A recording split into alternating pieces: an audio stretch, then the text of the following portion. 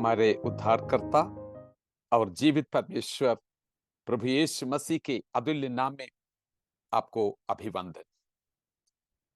परमेश्वर के पुत्र प्रभु यीशु मसीह की इस संसार में आने की यादगारी में जो उत्सव मनाने के लिए आप तैयार हो रहे हैं या मना रहे हैं, बड़े दिन की मुबारक हो।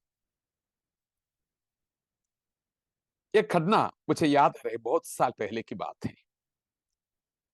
मैं एक अपना दोस्त के साथ एक रात को आके उनके घर में रह रहे थे।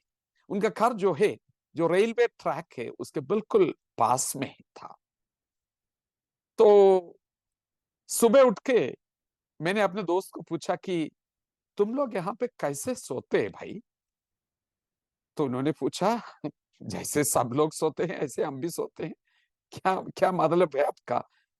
तो मैंने बोला कि कल रात को मैंने सोया नहीं, इतनी आवाज था। तो उन्होंने बोला एक बड़ी साधारण रीति से, ओ, ट्रेन की आवाज के बारे में आप बोल रहे हैं। कुछ समय के बाद आप आदी हो जाओगे। कुछ समय के बाद आदी हो जाओगे। वो शब्द जो है काफी समय तक मेरे मन में चलते रहा। कुछ समय के बाद आदी हो जाओगे। Christmas, it's Christmas again. फिर क्रिसमस की समय आ गया है, मनाने की समय आ गया है। क्या हमें उसकी आदत हो गई है? हम आदी हो चुके हैं?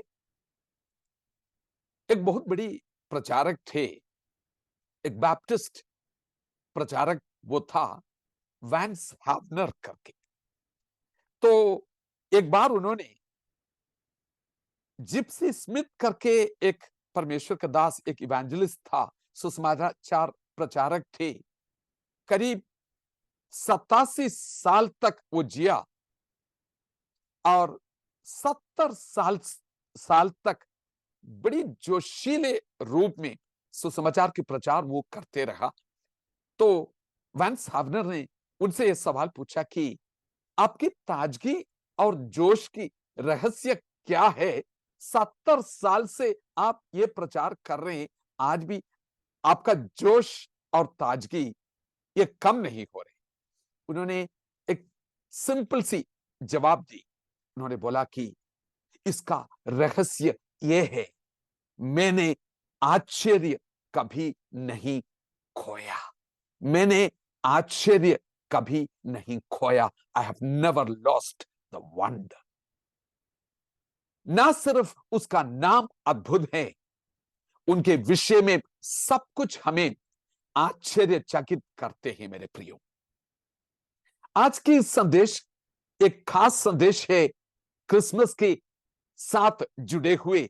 और इसका शीर्षक मैंने इस प्रकार से रखा है, चरनी से आगे बढ़ो, यीशु के पीछे चलो। चरनी से आगे बढ़ो, यीशु के पीछे चलो। प्रभु यीशु मसीह की इस संसार की जीवन जो है, 33.5 साल के जीवन के बारे में हम देखते हैं। ऐसा लगता है कि यह तो बड़ी उम्र नहीं है, एक छोटी सी उम्र, लेकिन एक भरपूर और सुंदर जीवन हमें दिखाई देते हैं। हमें ऐसे लगता है कि यूहन्ना जो सुसमाचार लिखने वाला है, उनके साथ मिलके हम भी ये बोल पाएंगे, चेलों के साथ मिलके हमने भी उसके महिमा देखी है, जैसे कि पिता की एकलौते की महिमा। 30 साल के उम्र में वो अपनी सार्वजनिक सेवा जो है शुरू किया। और उस समय उन्होंने चेलों को बुलाया, चेले बनाने के लिए उनको तैयार किया। और जब उन्होंने बुलाया, अपनी आप को इनकार करके क्रूस उठा के मेरे पीछे चेले जैसे हो जाए, बहुत कम लोग उसके लिए प्रत्युत्तर दिया। कई कारण हो सकता है। कईयों को ऐसे लगा कि इसके लिए कीमत बहुत चुकाना पड़ेगा। और दूसरी बात यह है कि वो ये नहीं बता रहे कि इसकी अंत में नतीजा क्या निकलेगा? क्या कोई अट्रैक्टिव, आकर्षक आकर्षक कोई ऑफर वो नहीं दे रहे हैं? फिर क्यों? 30 साल तक यीशु के पार्थिव जीवन की पहले 30 साल के बारे में क्या हमें कुछ जानकारी है? उसके बाद सेवकाई के बारे में बहुत कुछ हम जानते हैं। यह 30 साल के जीवन उसके पहले की थी, बचपने से लेके, क्या यह महत्वपूर्ण है? जन्मदिन तो धूमधाम से मनाते हैं, चरनी में उसको देखते हैं, और हम ये भी बोलते हैं सो क्यूट, कितनी प्यारा, ये भी हम बोलते हैं। क्या हम चरनी के आसपास में ही रहे या वहीं से आगे निकले? क्रिसमस के समय जो है बड़ी धूमधाम से मनाने वाला समय है। लोग इससे बड़ी बिजनेस भी बनाते हैं। कई कंपनियां जो है आके पूछते हैं आपने क्या प्लान किया क्रिसमस के लिए, और हमें पूछते हैं आपने क्रिसमस ट्री खरीदा? हम आपके लिए बहुत चिंता करते हैं और बहुत सारे क्रिसमस के साथ जुड़े हुए चीजें हम लेके आए हैं। हम आपके लिए बहुत सोचते हैं, चिंता करते हैं। आगे बढ़े, कुछ सवाल है मेरे मन में आपसे इस समय पूछने के लिए। पहले 30 साल का यीशु मसीह का जीवन जो है, जो सार्वजनिक सेवा शुरू करने की पहले के जो समय है, एक छोटी सी गलील की गांव में 30 साल तक जो जीवन उसने बिताया, उसके बारे में हमें कुछ जानकारी है? क्या यह महत्वपूर्ण है या सिर्फ एक इतिहास का हिस्सा करके उसको माना जाता है? आप में से कई लोग बोलेंगे बस इतनी ज्यादा जानकारी तो नहीं है, थोड़ी सी ही लिखा है ना, जन्म के बारे में कुछ लिखा है, उसके बाद 30 साल तक क्या हुआ इसके बारे में इधर उधर थोड़ा सा झलक दिखते हैं, इससे अलावा कोई ज्यादा कुछ जानकारी नहीं है, हम बोलेंगे।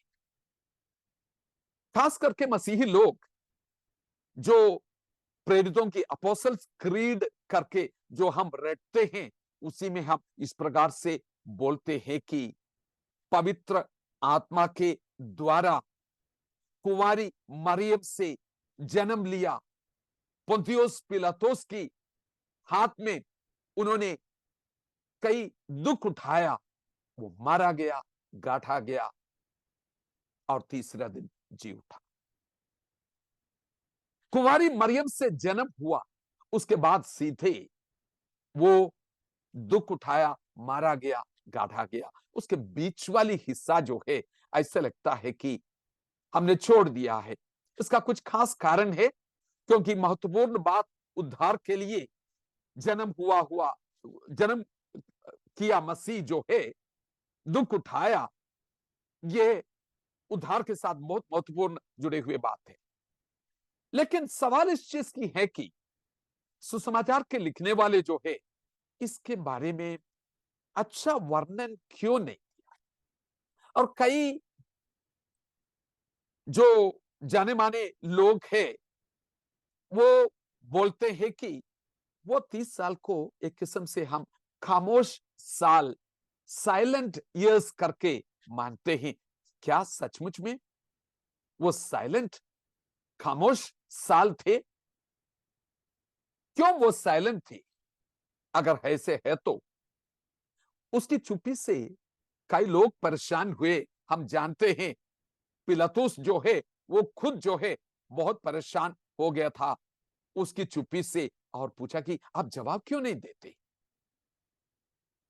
एक चीज हमें समझने की जरूरत है, जब सुसमाचारों को हम पढ़ते हैं, सुसमाचार लिखने की एक खास उद्देश्य था। एक एक सुसमाचार, ये सुसमाचार प्रभु यीशु मसीह के जीवनी नहीं है। मैंने बोला ध्यान से सुनना, यह प्रभु यीशु मसीह का जीवनी नहीं है। मरकुस और यूहन्ना जो है, यीशु के जन्म के जो विवरण है उसका डिटेल्स कुछ नहीं दे। जन्म का विवरण, यह सुसमाचार जो है यीशु लीला नहीं है। उनकी बचपने के जीवन और प्यारे प्यारे चीजें जो उसने किया उसके बारे में वर्णन नहीं है। यूहन्ना इस प्रकार से कहते हैं कि यूहन्ना 21 उसके 25 पद, बहुत सारी चीजें प्रभु यीशु मसीह ने किया। अगर वो सब कुछ लिखना है तो वो किताबें जो है पूरा संसार में भी समा नहीं पाएंगी। इतनी सारी चीजें प्रभु यीशु मसीह ने किया है। 20 का 31 में यूहन्ना कहते हैं जो लिखा है वो इसलिए लिखा है कि तुम विश्वास करें कि यीशु मसीह परमेश्वर का पुत्र है और विश्वास करने के द्वारा उनके नाम से तुम जीवन पाए। यूहन्ना 10 की 10 में भी वो कहते हैं कि यीशु ने बोला मैं इसलिए आया कि तुम जीवन पाए और बहुतायत से जीवन पाए। उनके जीवन के कुछ पड़ावों पर नजर डालने के लिए वचन कुछ खिड़की हमारे लिए खोल देते हैं ताकि उसमें से झांक के देखे उनके जीवन की कई पड़ावों पर हम नजर डाल सकते हैं। खास करके लूका की इंजील से कुछ बातें जल्दी से जल्दी आपके सामने मैं रखना चाहूंगा। सबसे पहले तरतीबवार मेरे साथ इसको देखते रहना। सबसे पहले जन्म और बालकपन के बारे में मैं खास करके लूका के इंजील के ऊपर फोकस कर रहा हूं, कुछ इधर उधर से और भी बोलेंगे। लूका 2 अध्याय में उनके जन्म और ये परमेश्वर का पुत्र है और दाऊद के नगरी में इसका जन्म हुआ है। लूका 2 का 4, वो दाऊद के परिवार से था ये लिखा है। और 7 पद में यह भी लिखा है कि सराई में उनके लिए कोई जगह नहीं थी और इस कारण से वो चरनी में रखा गया। तो हम जानते हैं ये परमेश्वर का पुत्र है। दाऊद के नगर में इनकी जन्म हुआ है और ये दाऊद की वंश से है और सराई में जगह ना होने के कारण उनको चरनी में रखा गया। एक गरीब परिवार से थे, कोई धूमधाम या मीडिया नहीं था इनके जन्म के समय, बल्कि दिव्य मेजबान उनके जन्म की घोषणा कर रहे थे और जश्न मना रहे थे। मुझे नहीं लगता है कि इस संसार में कितनी भी अमीर व्यक्ति है इस धूमधाम से अपने बर्थडे नहीं मनाया होगा। क्यों मैं ऐसे बोल रहे हैं? दुनिया के धूमधाम तो होते हैं लेकिन कोई भी बर्थडे मनाने के लिए स्वर्ग उसमें शामिल नहीं होते हैं। ये जो धूमधाम है जो मना रहे हैं स्वर्ग और पृथ्वी में ये बड़ी धूमधाम से मनाया जा रहा है। उसकी लूका 2 की 10 और 11 पद, सभी लोगों के लिए बड़ी खुशखबरी, आज दाऊद के शहर में एक उद्धारकर्ता का जन्म हुआ है जो कि मसीह प्रभु है करके स्वर्गदूतों ने मिलकर बड़ी अच्छा ऑर्केस्ट्रा में गाना गाया। ये हेवनली ऑर्केस्ट्रा 14 पद में कहते हैं कि एक बड़ी अच्छे से गाना उन्होंने और गाया। वो गाना इस प्रकार से थे, सर्वोच्च स्थान पर ईश्वर की महिमा हो और पृथ्वी पर उन मनुष्यों में शांति हो जिसमें वो प्रसन्न है। सर्वोच्च स्थान पर ईश्वर की महिमा हो और पृथ्वी पर उन मनुष्यों में शांति हो जिनसे वो प्रसन्न है। तो जन्म की शुरुआत में इतनी जानकारी हमें। आगे जाके अगला हिस्सा 8वें दिन हम उनको देखते हैं। लूका 2 की 22। इस समय जो है उनको यरूशलेम में लाया गया, परमेश्वर के मंदिर में परमेश्वर के सामने उसको प्रस्तुत करने के लिए।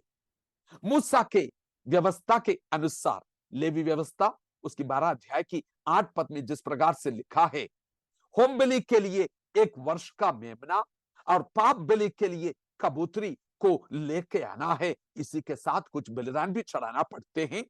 अगर वो परिवार गरीब है तो एक कबूतर को वो ला सकते हैं, मेमने लाने के लिए उनके पास नहीं है तो हम वहां पे पढ़ते हैं कि मसीह की परिवार जो है वो कबूतरी को लेके आते हैं और इससे हमें पता चलते हैं कि एक बहुत गरीब परिवार में ये पैदा हुआ। ये एक पवित्र विरोधाभास के रूप में हमें देखना चाहिए, क्योंकि दूसरा कुरिन्थियों 8 अध्याय की 9 पद में जिस प्रकार से लिखा है, जो इतनी असीम धनी थे वो हमारे लिए कंगाल बन गया है। ये अनुग्रह इस रीति से हम समझते हैं। आगे जाके सिमियोन और हन्ना की जो भविष्यवाणी है उसके बारे में हम पढ़ते हैं। लूका 2 की 19, 33, 35 और 51 जो पदों में हम उसके बारे में पढ़ते हैं। मैं ज्यादा फोकस नहीं करूंगा, काफी भविष्यवाणी इनके बारे में हुआ है। जो बातें सुनी मरियम ने, इन सारी बातों को अपने दिल में समा कर रखा। कुछ लोग ऐसे इस संसार में जो दिल में बातों को समा के रखते हैं एक खजाने के रूप में। मैं सोचता हूं कि वो बड़ी गहरे दिल वाले लोग हैं, डीप हार्टेड पीपल। मुझे लगता है कि गहरे दिल वाले लोगों की सख्त जरूरत है जिस समय में हम रहते हैं, क्योंकि बहुत लोग जो है बहुत ऊपरी तौर से अपने जीवन जीने वाले हैं और कई बातों को अपने दिल में कुछ समा कर रखने वाली वो हिस्सा उनमें नहीं होते हैं। इस संसार को सिर्फ स्मार्ट, बुद्धिमान और सबल लोगों की जरूरत नहीं, उनको यह भी जरूरत है कि गहरे दिल वाले लोगों की। पता नहीं आप किस में हैं, कुछ खजाना समा कर रखा है जो परमेश्वर की आवाजों को दिल में खजाने के रूप में रखते हैं। तीसरी बात हम उनको देखते हैं 2 अध्याय की 39 पद में। वो बेथलेहम जूडिया से गलील की नासरत में वापस आ गया। बेथलेहम जूडिया से गलील की नासरत में वापस आ गया। यीशु नासरी वो इसलिए कहलाया गया, गलील की नासरत में वो वापस आ गया। सुसमाचारों को जब हम पढ़ते हैं उसमें एक तरह हमें इस तरह हमें देखने के मिलते हैं, एक पैटर्न जैसे हमें दिखाई देते हैं। हर सुसमाचार को अगर मिला के देखें, गलील में उनकी सेवकाई, चेलों को बुलाना और उनको शिक्षाएं देना, और यहूदिया में उनकी सेवकाई, उसके बाद यरूशलेम में उनकी सेवकाई, और उस सेवकाई से फिर आगे बढ़ के मृत्यु और पुनरुत्थान और चेलों को महान आदेश देख के उनको भेजते हैं। इन चीजों को हर सुसमाचार में हमें एक पैटर्न जैसे दिखाई देते हैं। ये चीजें परमेश्वर के पूर्व निर्धारित उद्देश्यों से प्रतीत होते हैं। परमेश्वर ने पहले से जो निर्धारित किया हुआ चीजें जो है उन उद्देश्यों पूरी होते हुए हमें दिखाई देते हैं। उद्देश्यपूर्ण जीवन के लिए बहुत तैयारी की जरूरत पड़ती है, मौके के अनुसार जीने वाले के लिए नहीं है, एक ऐसे उद्देश्यपूर्ण जीवन जीने के लिए। तो मसीह जो है वो गलील में आके उनकी सेवकाई के बारे में कुछ बातें वहां हमें मिलते हैं कि वहां आके वह रहने लगी, सेवकाई नहीं शुरू हुआ अभी तक। 14 बार हमें मिलते हैं 40 पद में। यह ऐसे लगता है कि शैशव अवस्था से 12 वर्ष की आयु तक का एक ब्रिज जैसे एक कनेक्टिंग लिंक जो है उस रीति से हमें दिखाई देते हैं। जो शैशव अवस्था से 12 वर्ष की आयु तक एक ब्रिज। क्या वहां लिखा है? वो निरंतर बढ़ता गया, बल, बुद्धि, ज्ञान और अनुग्रह में बढ़ता गया। वो लिस्ट देख लीजिए, क्या हो रहे हैं। शैशव अवस्था से लेके 12 साल के उम्र तक निरंतर बढ़ता गया, बल, बुद्धि, ज्ञान और अनुग्रह में बढ़ता गया।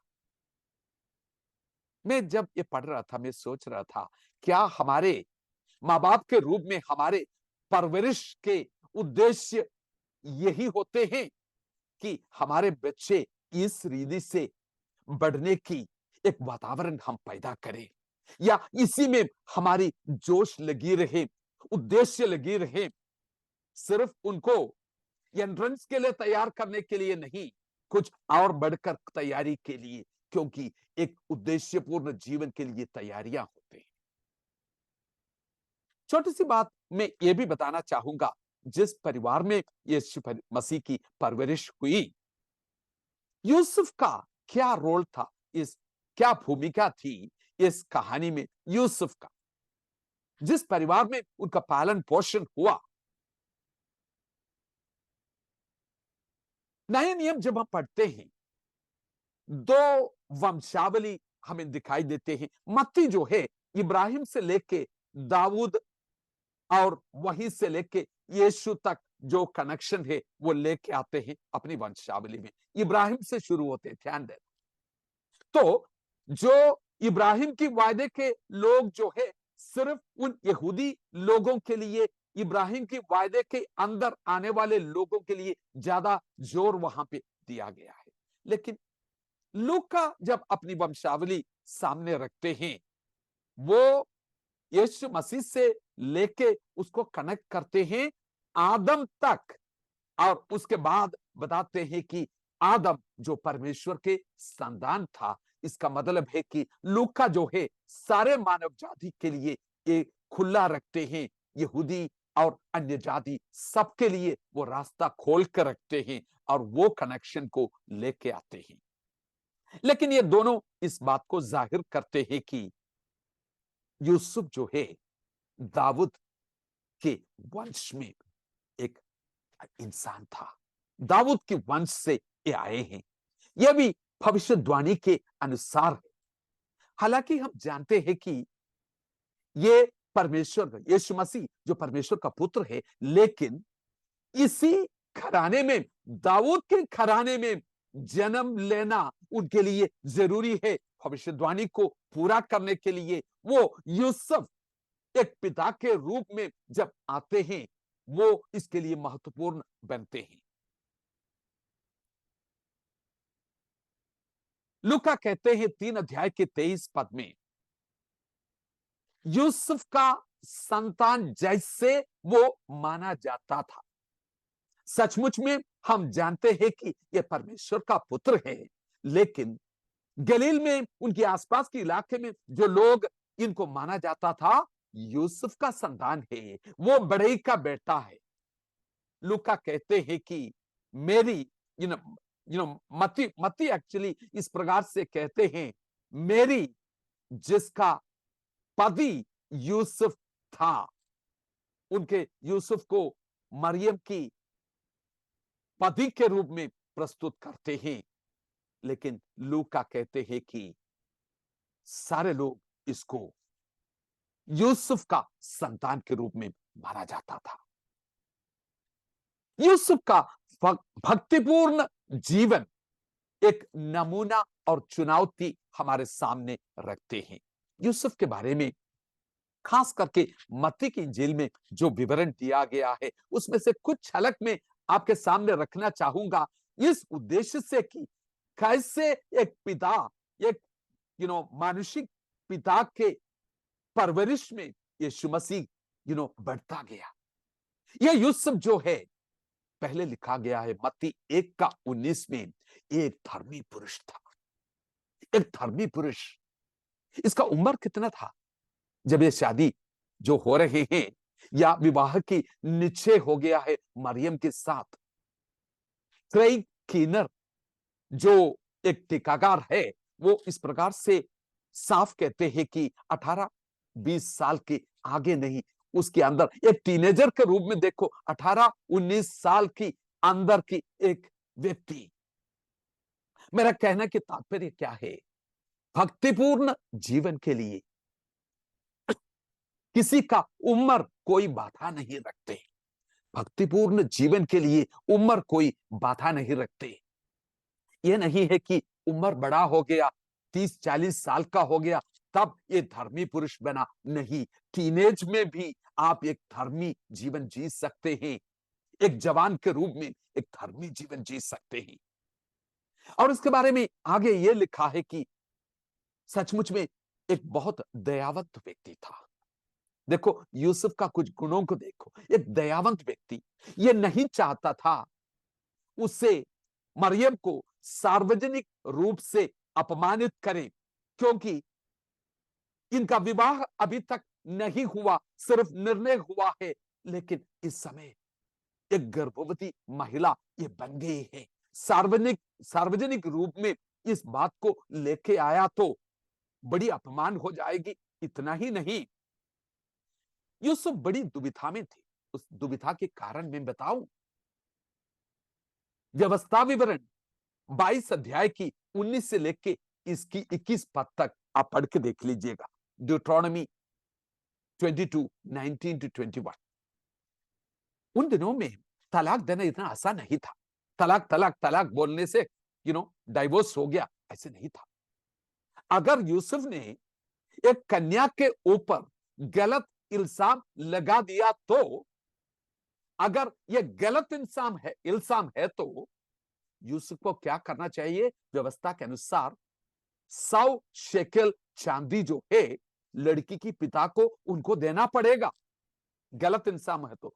और आगे बात क्या है, ये कभी उसको तिरस्कार नहीं कर सकते हैं, हमेशा उनके पत्नी के रूप में उनको स्वीकार करना है। दूसरी बात, अगर ये इल्जाम सही हो गया तो, अगर ये इल्जाम सही हो गया तो उनको पतरवार किया जाएगा। देखो किस हालत में से होकर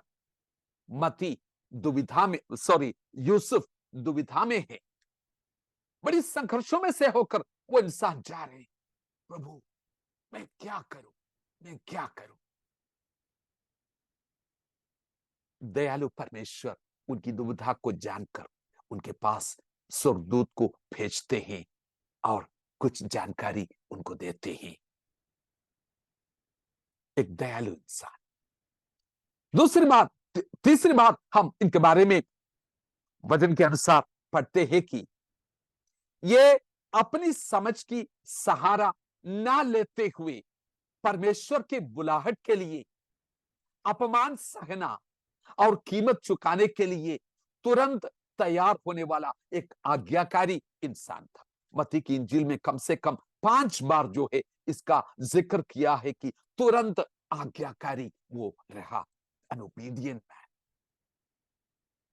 एक 14 बात इस इंसान के बारे में हम जानते हैं कि बड़ी संयम रखने वाला एक व्यक्ति था। मरियम को जैसे स्वर्गदूतों ने बताया गया, अपने घर वो लेके आया। 25 पद में, मत्ती की पहले अध्याय के 25 पद में हम पढ़ते हैं, लेकिन घर में लेके आने के बावजूद एक जवान दंपति जो है साथ रह रहे हैं, लेकिन जब तक यीशु मसीह की जन्म नहीं हुआ तब तक एक कन्या के रूप में मरियम को रखा।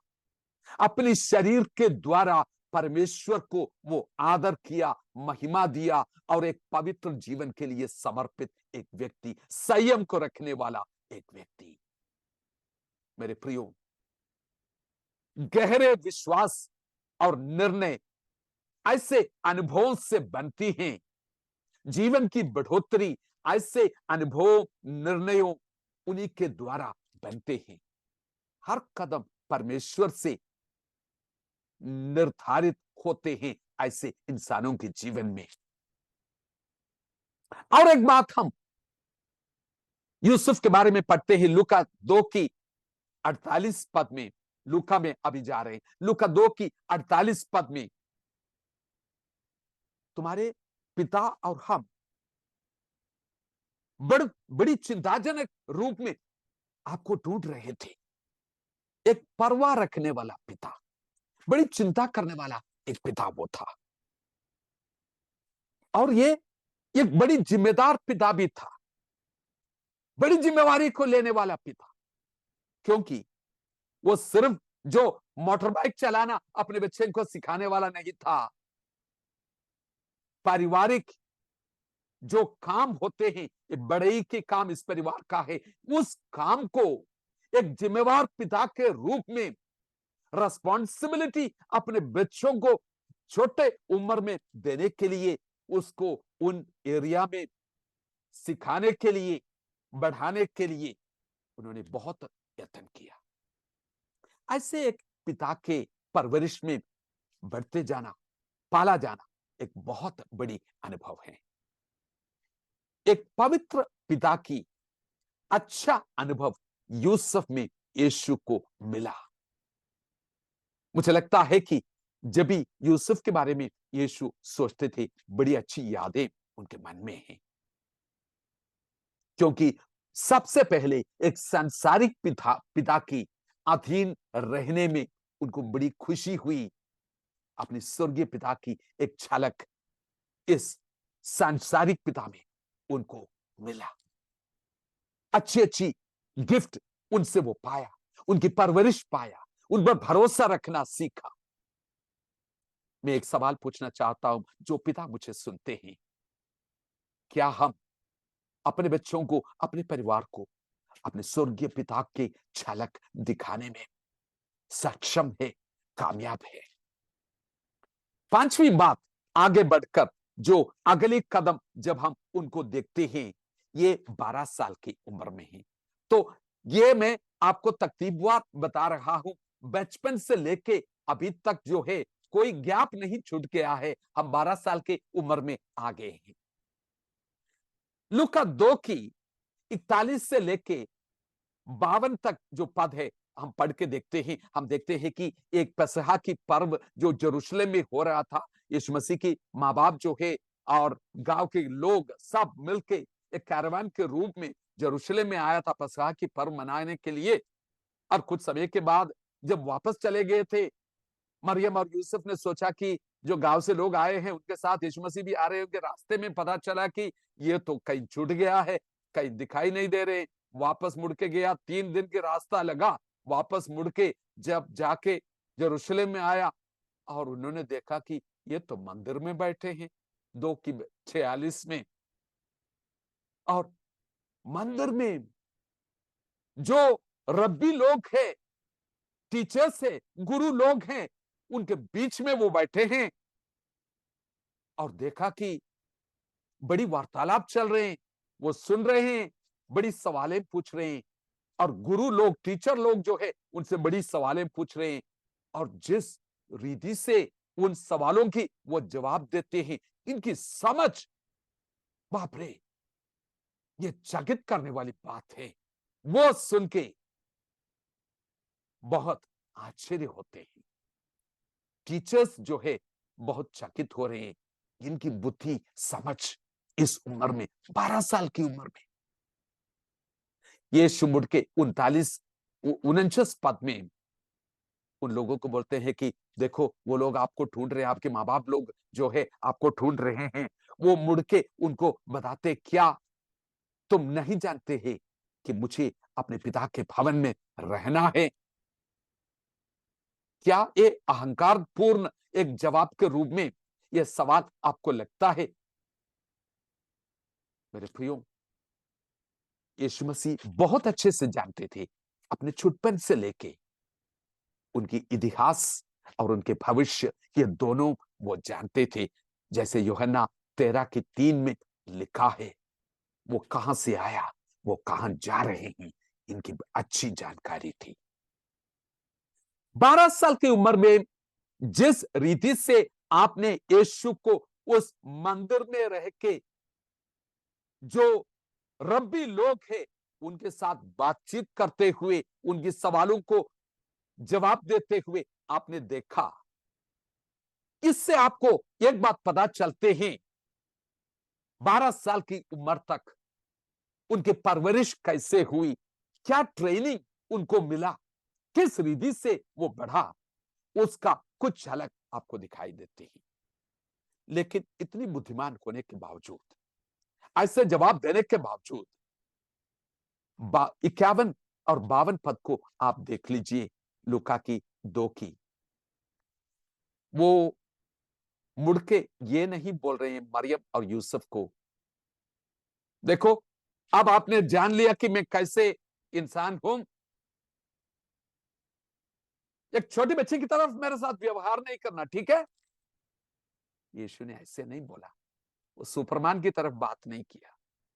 51 पद में हम पढ़ते हैं एक बहुत ही सुंदर बात, वो उनके साथ वापस चले गया और उनके अधीन रहा। 52 पद कहते हैं, बुद्धि और कद में और परमेश्वर और मनुष्य के अनुग्रह में वृद्धि होती ही गई उनके जीवन में। व्हाट ए ग्रोथ, कैसे उनकी बढ़ोतरी हो रही है। देखो 12 साल के उम्र में अपनी गुरुओं के साथ वो सवाल जवाब दे सकते हैं, लेकिन वहीं पे वो रुका नहीं। क्या है? अनुग्रह और परमेश्वर के बुद्धि और कद में और परमेश्वर के और मनुष्यों के अनुग्रह में वृद्धि होती गई। कोई अच्छे है ना, उनको सर्वोत्तम बनने की कोशिश में लगी रहना है, उसको कहते हैं बढ़ोतरी। अच्छे जो है सर्वोत्तम बनना है। मैं एक छोटी सी बात बता दूंगा, ये 12 साल के उम्र में यीशु मसीह जिस रीति से अपने आप को वहां पे प्रस्तुत किया, एक साधारण इब्रानी लड़का एक रब्बी बनने के लिए लक्ष्य को सामने रखते हुए अपनी तैयारी बचपन से लेकर कैसे करते हैं आपको पता। कुछ बातें हैं जो तरतीबवार वो करते हैं। एक है बचपन से लेके परमेश्वर के वचन को सीखना और उस वचन को रटना। दूसरा, इस वचन को समझदारी के साथ उनकी परिभाषा देना, उनकी व्याख्या देना सीखना। और उसके बाद परिवार के जो ट्रेड होते हैं, फैमिली ट्रेड जो व्यापार होते हैं, काम को एक जिम्मेदार व्यक्ति के रूप में अच्छे से उनको सीखने की जरूरत है, ये दिखाने के लिए कि यह जवान लड़का जो है एक रिस्पॉन्सिबल इंडिविजुअल है, बहुत मेहनत करने वाला है, ये कोई आलसी व्यक्ति नहीं है।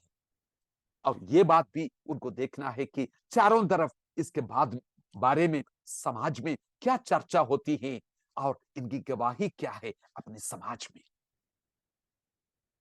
भविष्य के लिए जो सेवकाई की या आगे की कदम की जो निर्णय है, वो इन चीजों के ऊपर आधारित है। क्या आपको नहीं लगता है कि प्रभु यीशु मसीह के इसी रीति से परवरिश हुई, इसलिए 12 साल के उम्र में जिस रीति से आपको उनको दिखाई देते हैं, ये बढ़ोतरी है। मैं आपको सवाल पूछना चाहूंगा, आप एक टीनेजर हैं, 12 साल, 13 साल, 15 साल, एक टीनेजर हैं। मैं आपको कुछ सवालें पूछना चाहूंगा। एक चेले के रूप में आगे बढ़ने के लिए आप भविष्य के लिए क्या तैयारी कर रहे हैं? क्या क्या क्या आपका जवाब है? मैं क्रिकेट देखता हूं, मूवी देखता हूं, कार्टून देखता हूं, बहुत अच्छे से खेलता हूं, दोस्तों के साथ बैठ के मैं मजाक करता हूं। आप बोलेंगे नहीं नहीं नहीं नहीं, मैं ऐसे नहीं करता, मैं ऑनलाइन क्लासेस अटेंड करते हैं और बड़ी जिम्मेदार व्यक्ति हूं। छोटी सी सवाल पूछूं, जब मोबाइल फोन आपके हाथ में आ जाते हैं, क्या आप एक जिम्मेवार व्यक्ति के रूप में उसको हैंडल करते हैं? मेरे प्रियो, अपने समय को, कीमती बहुमूल्य समय को व्यर्थ जाने ना दे। आपका जीवन शैली क्या है? परिवार में आपका भूमिका क्या है? क्या आप बुद्धि और ज्ञान में और अनुग्रह में बढ़ते जा रहे हैं? आपके समाज में, आपके कलीसिया में, आपके लोगों के बीच में, गांव में आपके आपके बारे में गवाही क्या है? लोग क्या बोलते हैं? उसको देखो। कितनी परमेश्वर के वचन की जानकारी आपके जीवन में है? क्या 12 साल की उम्र में, 13 साल की उम्र में, 15 साल के उम्र में अगुओं के साथ बातचीत होते हैं, बड़ों के साथ बातचीत होते हैं? बहुत अच्छी बात है। जो असली तैयारी जो है, बुद्धि में, ज्ञान में, अनुग्रह में बढ़ना, अपनी पहचान की सही समझ और एक उद्देश्यपूर्ण जीवन, ये सारी चीजें जो है, ये सही तैयारी है। असली तैयारी यही है, सिर्फ एंट्रेंस एग्जाम की तैयारी नहीं है। मैं आपको पूछूंगा, एक अच्छी समझ के साथ आप पढ़ रहे हैं, बस 12 साल की उम्र तक हमने उनको देख लिया, उसके बाद जो है इसके बारे में रिकॉर्ड और आगे आते हैं। 18 साल के बाद दोबारा पसहा के पर्व के समय यरूशलेम के मंदिर में हमें उनको दिखाई देते हैं। यूहन्ना 2 की 13 से 17 पद तक हम पढ़ सकते हैं, और लूका 3 की 23 भी पता चलते हैं कि अब जो है 30 साल के उम्र में वो है। लेकिन 12 साल के उम्र में मंदिर में जिस रिधि से आपने उनको देखा और बड़ी प्रभावित हो गई, 30 साल की उम्र में वो परमेश्वर के भवन के धुन से जल रहा था, उसके अंदर एक बहुत बड़ी आग जल रहा था। ये है बढ़ोतरी। ऐसे बढ़ोतरी के कारण वो 12 साल की उम्र से लेके, जबकि तब तक काफी कुछ उन्होंने हासिल कर दिया था, वहीं पे उनकी बढ़ोतरी रुका नहीं, वो बढ़ते गया, बढ़ते गया। और एक ऐसे जीवन जो परमेश्वर के साथ करीबी की वार्तालाप की जीवन, 30 साल की उम्र, यह 30 साल जो है खामोशी साल नहीं थी। बहुत कुछ जानकारी हमारे पास है जो मैंने आपके सामने रखा है, कोई गैप नहीं है, कोई छूट नहीं, बहुत सारे डिटेल्स हमारे पास हैं। 30 साल की उम्र के बाद बाकी सेवकाई की जो साल है, हम इस बात को जानते हैं कि उनकी व्यक्तिगत जीवन की बढ़ोतरी कभी रुका नहीं है। वहीं से फिर जो है अपना जीवन का शैली जो है, रिदम जो है, वो इस चीज को दर्शाते हैं कि जिस उद्देश्यपूर्ण जीवन के लिए वो अपने आप को तैयार कर रहे थे, जिस बुलाहट को और उद्देश्य को सामने रखते हुए परमेश्वर के राज्य की घोषणा वो करते हैं, और जिस उद्देश्य के लिए इस संसार में आया, खोए हुओं को ढूंढने के लिए और उसके लिए अपने प्राण बलिदान के लिए, उसकी तैयारी में तीव्र गति से आगे वो बढ़ते जाते हैं। उनके जीवन का शैली कैसे थी? मरकुस 1 की 35, ज्यादा मैं इनमें इस विषय में बोलूंगा नहीं, लेकिन मरकुस 1 का 35 में इस प्रकार से लिखा है कि भोर को, तड़के, जब अंधेरा ही था, यीशु उठकर घर से निकला और एक एकांत स्थान में चला गया और वहां प्रार्थना करने लगा।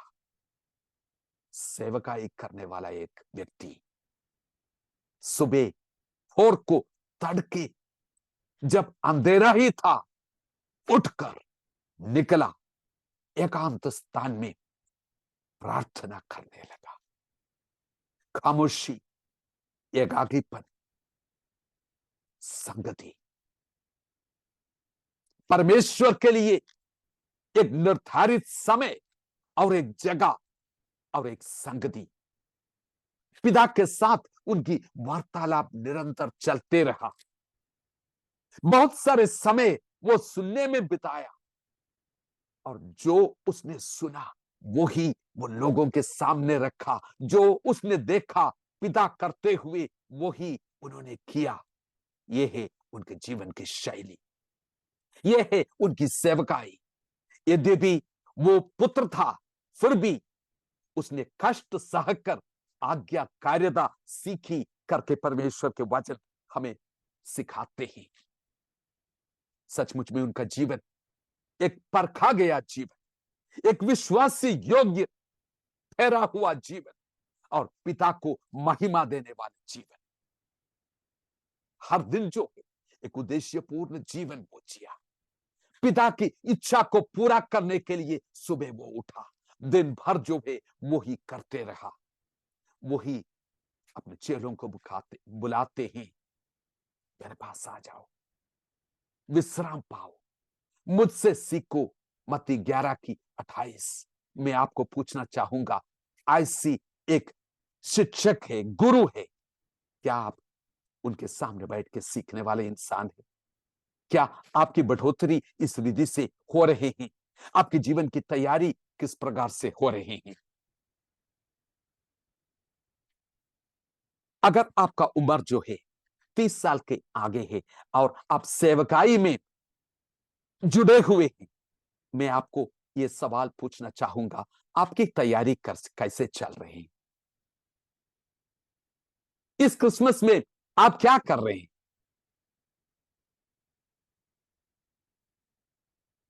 क्या आप अभी भी चरनी के पास खड़े हैं और कह रहे हैं, सो क्यूट, बहुत प्यारा? आपका जो मेहनत इस समय और तैयारी इस समय क्रिसमस के लिए क्या है? Cakes and bakes and Christmas trees वही है? चरनी के आसपास में खड़े हैं? मेरे प्रियो, बड़ी नम्रता से मैं आपको बोलना चाहूंगा, हर उम्र वालों के लिए यही मेरे उत्साह है इस संदेश के द्वारा। मेरे प्रियो, आगे बढ़ो, चरनी से आगे बढ़ो, यीशु के पीछे चलो, कमर कस लो, जूता पहन लो। धूल भरी रास्ते में यीशु के संग क्या आप चलोगे? मेरे प्रियो, चले जाना है दूर से दूर तलक। क्या आप तैयार है? इस क्रिसमस में आप निकलेंगे उनके साथ? वो अभी चरनी में नहीं है, वो काफी आगे निकल चुके हैं। हमने उनकी महिमा को देखी है, चलेंगे उनके साथ। सचमुच में एक ऐसे जीवन जो अनुकरण करने के लिए योग्य है। व्हाट अ ब्यूटीफुल लाइफ, कितनी अद्भुत जीवन। आप सबको बड़े दिन की मुबारक हो। बालक, युवा, जवान, बढ़ोतरी के रास्ते में, सेवागाई के रास्ते में निकले हुए लोग, आप सबको मैं निमंत्रण करूंगा, चरणी से आगे बढ़ो, यीशु के पीछे चलो। बड़े दिन की मुबारक हो। परमेश्वर इन वचनों के द्वारा आपसे बातचीत करे, आपको आशीष दे। God bless you, God bless you. Have a wonderful Christmas 2023।